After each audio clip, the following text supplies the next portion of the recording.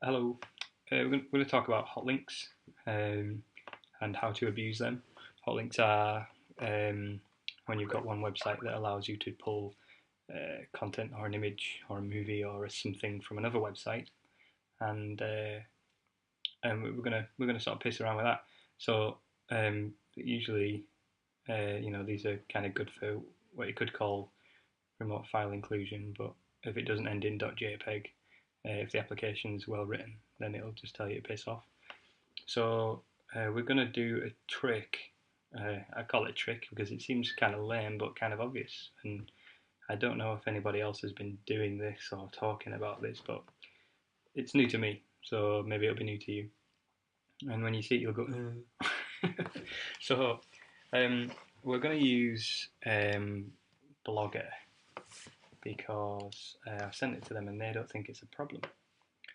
So if we look at the derps, if we look at the source code, that looks pretty legit. So I've got this image, this title and this area here are allowing me to reference external images, and they are images. That one is, and where's that one up? And that one is, wherever it is. So, as far as the web application is concerned, it might just be doing checks for, does it begin with http://? Is it HTTP protocol? And does it end in .jpg or filename.jpg? And yeah, it does. So if it satisfies those requirements, it might just go, yeah, that'll do me, cool. And then it'll present them to the user. So what we've done is, where's my outage? No bitching because I'm using the GUI, kids. So what we've got here is we've just set up the HTTP NTLM in Metasploit, and we've got a basic HTTP with please re-authenticate to continue as the realm, so when it prompts people.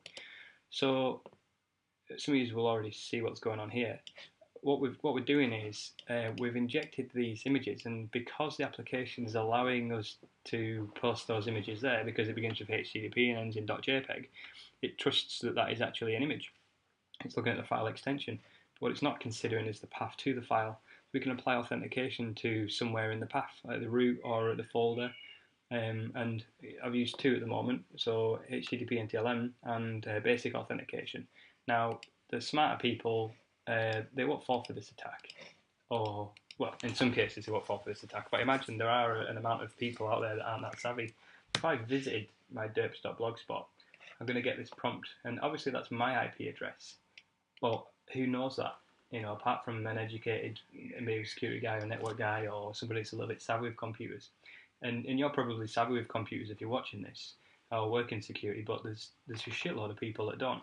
So they don't know this address, but they're on this domain name and they're seeing, please log in, please re-authenticate to continue.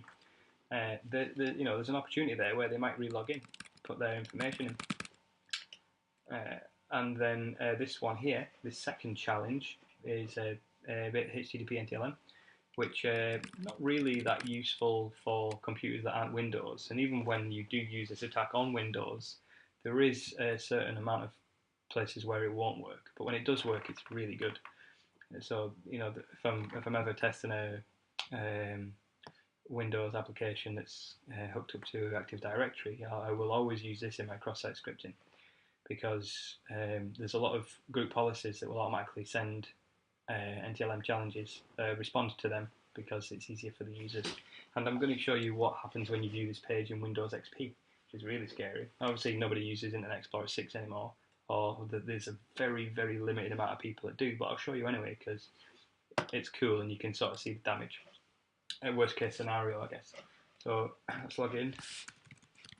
Secret password. So these authentication measures obviously cross-platform. The basic auth is probably going to be your best bet because you've got an opportunity to write something to the visitor or the victim that may convince them a little bit more. So it's kind of social engineering a little bit, but also taking advantage of something that's been around for a very long time and may be overlooked, or may have been overlooked in the past as a security risk. I think it's a risk. Blogspot don't. Okay, please upgrade your browser. Cheers, Microsoft. So, look at what happens when we visit with A6. Put that in there.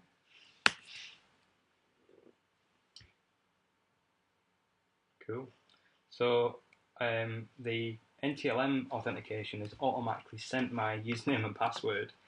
There's my username, and that's the hash of my password. So I don't need to crack that password. I can just pass the hash. A lot of you will know what that means, and for those of you that don't, the computer accepts that as a password if I'm doing evil stuff to it. Basically, I don't need the password. I can use that as authentication instead of.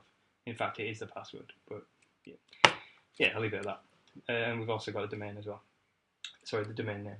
So we can learn quite a lot from that, and we can do quite a lot of evil stuff with this. If I was in a network environment, or if I might be able to use these credentials on other areas against the domain that that allow my authentication to those machines, or that the victim's authentication to those machines.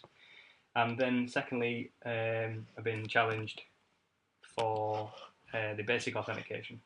So it's automatically sent my username and password, and then maybe I'll give it my dev@gmail.com. And then the page continues, and then nothing else is heard of. That's it. If I was just to have the so they've got the username and password submitted. If I was just to have this one enabled, you wouldn't see anything. All you would see is that image not loading, and then you'd get on with your merry little internet browsings. But again, this will only work on configured versions of Internet Explorer that will automatically send responses to NTLM challenges, and also you can get Firefox to do it, but you have to really go out of your way to want that. Nobody wants that. So that's the worst case scenario. But the sort of best case abuse would be, I can't use that browser anymore.